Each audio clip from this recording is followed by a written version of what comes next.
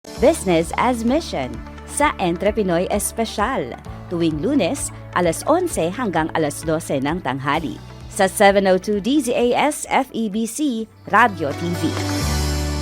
And you're still tuning in dito po sa Entrepinoy Espesyal sa himpilang 702 DZAS FEBC Radio TV. Muli ako po si Arwel Mendoza, and sa mga kabubukas lang ng kanilang radio at kakaklik lang sa ating live stream, welcome po sa ating palatuntunan. At narito na po tayo sa patok na negosyo segment na kung saan makatutunghay po tayo at makakarinig ng isa na namang kuwento sa pagnenegosyo kasama ang ating Entrepinoy at Entrepinay. At syempre tuwing Lunes ay nakakasama po natin ang ating mga kaagapay, ang ating partners from Business as Mission Philippines. At ngayong umaga, isa pong Entrepinoy ang ating makakakwentuhan. Siya po ang owner ng Ismael R. Cabonce Tax Consulting Services. At naroon na po sa business name nila ang kanyang pangalan. Kaya ipapakilala ko na po sa inyo, walang iba kundi si Sir Ismael Cabonce. Sir Mike, good morning po sa inyo. Good morning, Arwel, and good morning, everyone. It's a privilege for me po na ma-interview dito sa ating programa po, and mabahagi din ang mga bagay patungkol sa negosyo and paano kumikilos ang Diyos sa negosyo namin. At bago po natin simulan yan, Sir Mike, baka meron din po kayong gustong batiin at i-shoutout ngayong umaga. Greetings po to my family, to my wife and my 5 children, my firm. Sila ngayon ay nagtatrabaho, and pati yung ka-churchmate ko sa Gospel Church of Manila sa Binondo po. Pati na rin po sa outreach na simbahan na aking inaalagaan sa Dasma Gospel Church.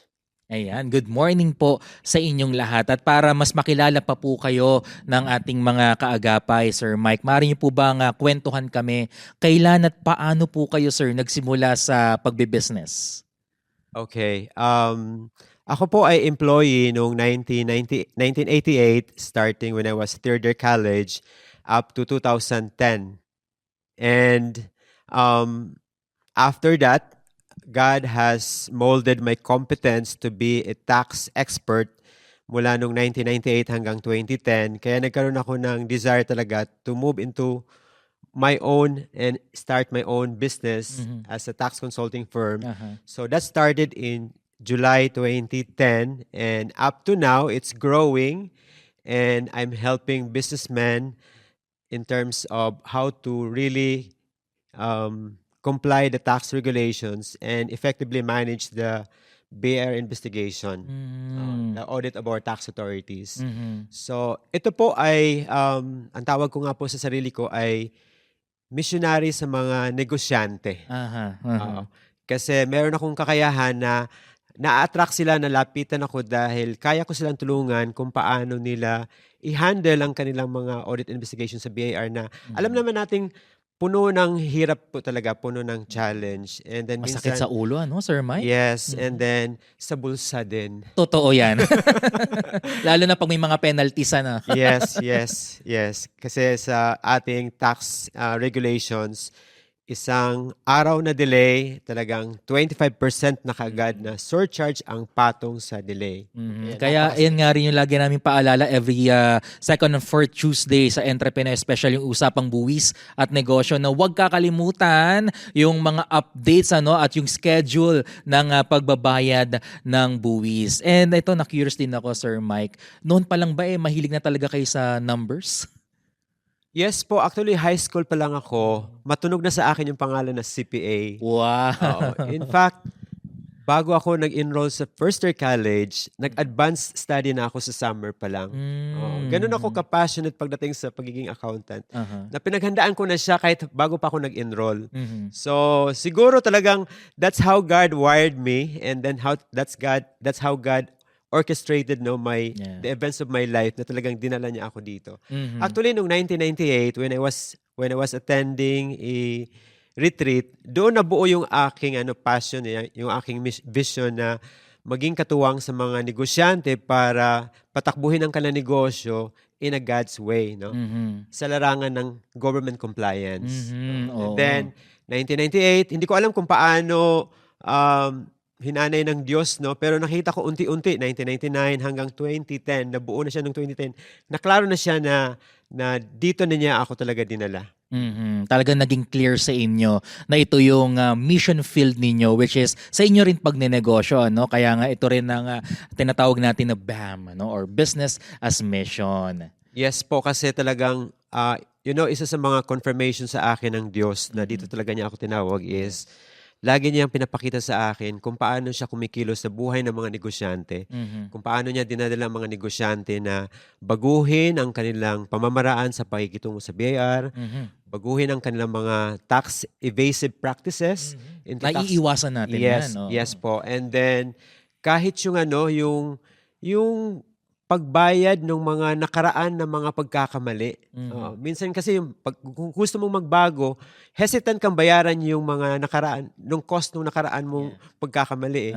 Pero sa tax kasi, saka sa accounting, may mga pagkakamali na hindi mo pwedeng, you just move forward. You have to go back and really address that. Hindi mo pwedeng i-shrug off yun. Yes, kailangan mong bayaran. So, may mga negosyante na encounter ako na talagang willing magbayad kahit ano ang cost, no? And then it shows me na talagang these people are moved by God, transformed by God to honor Him more than the tax cost that is involved.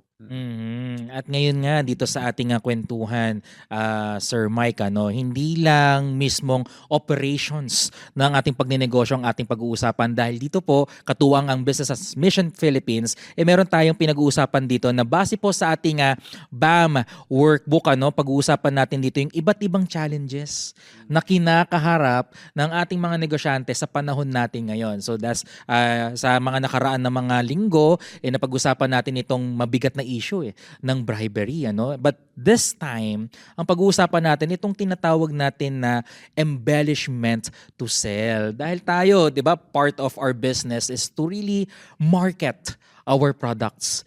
Kabi-kabila ang mga advertisements, kabi-kabila ang mga pakulo, paano natin mapapakilala ang ating mga produkto. But there's one thing na nakakalungkot pagdating po sa ganitong bagay, na masyado tayong exaggerated sa pag-market ng ating produkto, pag-advertise ng ating product, to the extent hindi na siya nagiging makatotohanan. In a way, parang nadideceive natin yung ating kliyente, yung ating mga customer. Sa inyong pananaw, sir, paano ba dapat natin dinideal yung ganitong klaseng aspect or usapin when it comes to business?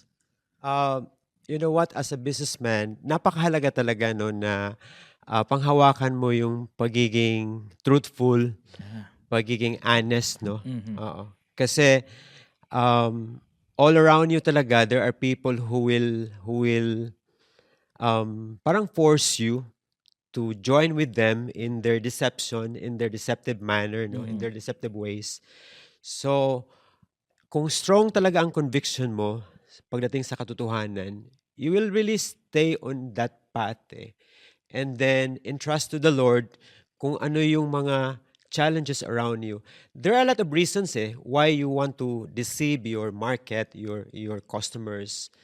But in the end, do you want to go that route just to get more market or gain, or just to increase your bottom line? Yeah. So in the end, what is important, as Proverbs 12:22, it says that the Lord delights those who are faithful in their words, no? But He abhors those lying lips.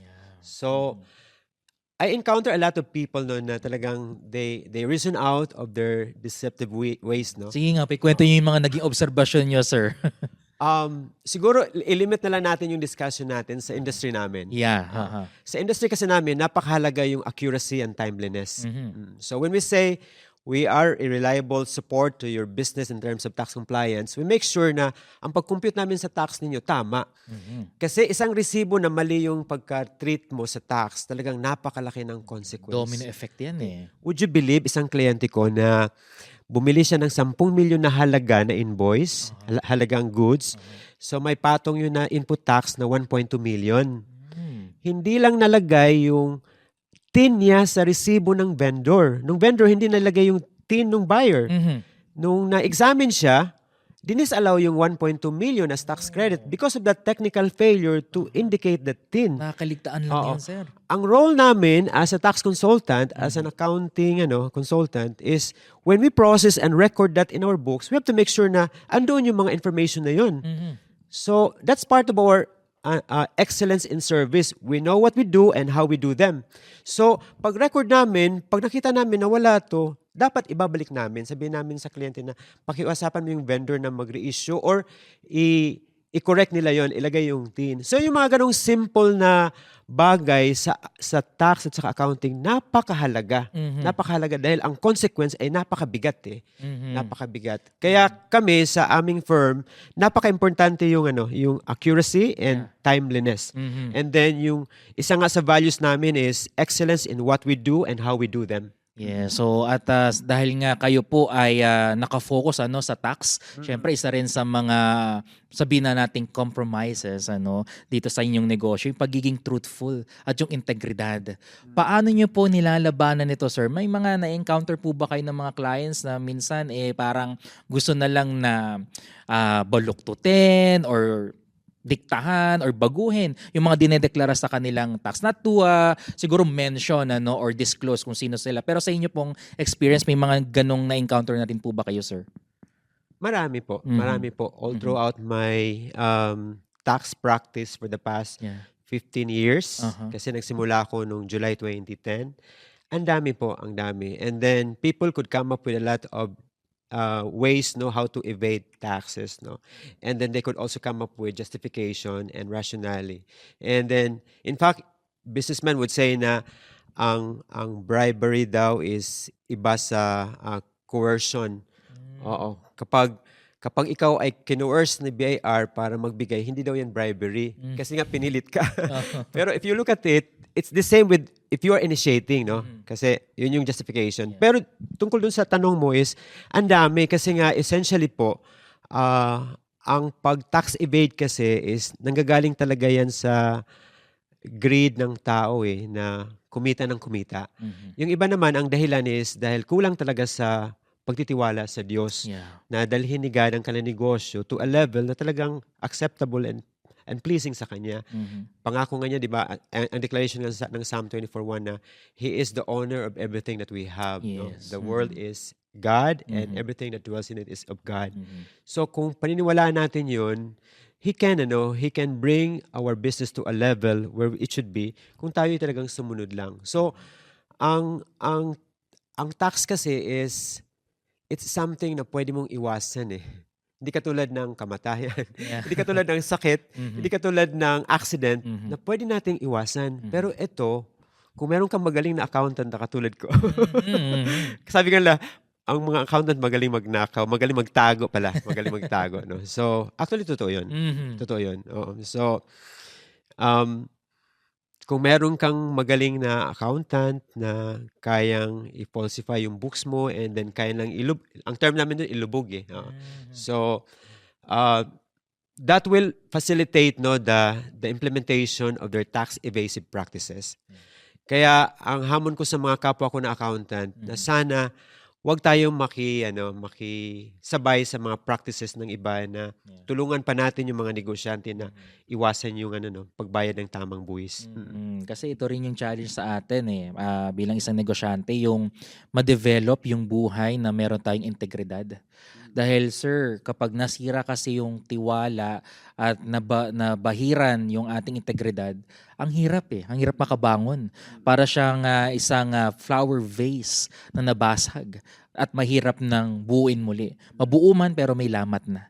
At yun po yung iiwasan natin mga kaagapay, lalo na sa ating mga negosyante. And even sa ating mga binibigay na impormasyon, especially in our products, ang dali kasing, lalo na sa social media Sir Mike, ang daling mag-endorse, ang daling magpakita ng mga produkto, pwede nating i-over-exaggerate, pero ang tanong, totoo ba yung mga sinasabi natin? Totoo ba na ito, ganito talaga yung quality niya, maganda ba yung kalidad nito? paano kung ginamit na at hindi nagkatotoo? Sino ang nasisira doon? Hindi naman yung customer kundi yung ating negosyo. And napakaganda rin nung paalala sa atin ng 2 Corinthians chapter 8 verse 21, for we aim at what is honorable not only in the Lord's sight but also in the sight of man. Amen. Amen. Diyan True po. papasok yung integrity, no, Sir Mike? Kaya mga kaagapay, kung kayo po ay nasa larangan ng sabihin nating marketing, maging cautious din tayo. Advertising, sa promotion. Sa ating pagpopromote, lagi nating isaalang-alang yung truthfulness sa ating mga ginagawa. And sa inyong negosyo ngayon bilang isang business owner, kayo po ay naging part din, no? Katuwang po kayo ng business as mission. Sa inyo, sir, ano po yung naiiwang impacts or naitutulong po ng BAM para po mas mapangisawaan nyo pa po ang inyong negosyo ng maayos? Ganito po, no? I joined BAM talaga for 2 purposes, no? Number 1 is para ma-inspire ako, ma-encourage ako. Kasi I hear a lot of stories. Every now and then, I attend every session, whether it's a fellowship, it's a convention, it's a conference, no? I always get inspiration from people whom God uses, no, to really push me to continue to where I should travel and where I should go. And then second is, I also see na I have this competence that the businessman need, no, na in the area of tax compliance. So, kaya itong aking negosyo is hindi lang po talaga ito to just conduct business, no? But this is an advocacy. This is a mission. Sabi ko nga kanina na I'm a missionary to businessmen, di ba? Yes. So, ang hindi lang ako nagdadala ng mensahe, nag-gospel, kung hindi, meron din akong attraction kasi meron akong tax competence na hinahabol talaga ng mga negosyante. So, dito sa BAM, nakikita ko talaga, isa sa mga na-experience ko is kung paano ko nakita, kung paano si God kumikilos, no, na binago niya ang mga negosyante, na bigyan siya ng parangal na masigit pa kaysa tax cost, no. Nakikita ko yung mga negosyante na binago niya na kahit gaano costly ang pagbabayad ng tax, pero ang katapat nito naman ay bigyan siya ng parangal. Handa nilang gawin yon. May mga negosyante na talagang nag-transition sila na maging compliant mula doon sa pagiging non-compliant, no? And then may mga negosyante na talagang altogether they drop their practice of bribery. In fact, meron akong 2 account ngayon na ganun ang kanilang ginawa this year.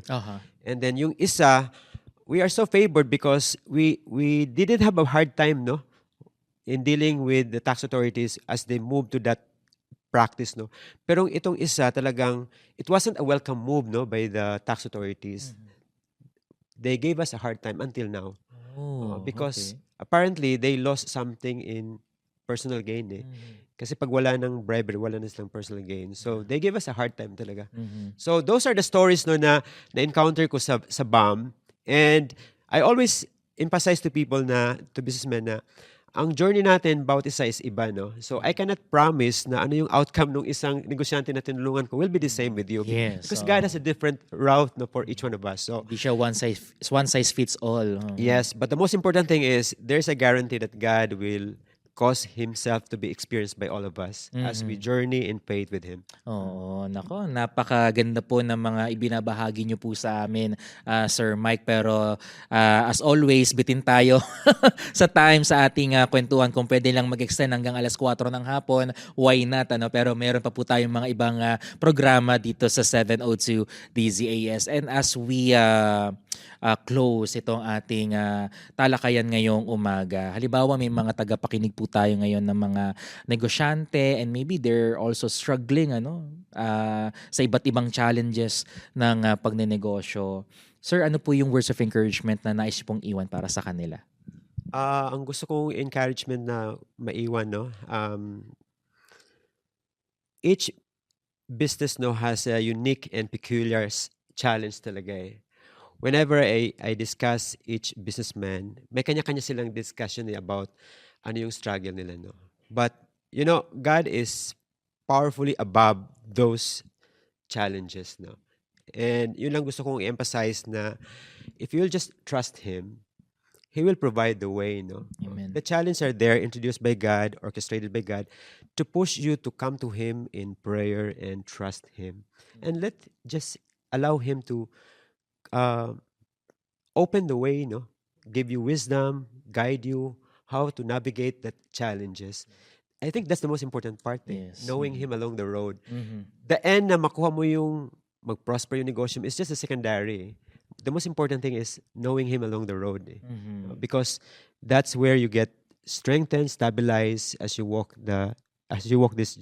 journey this life. Yeah.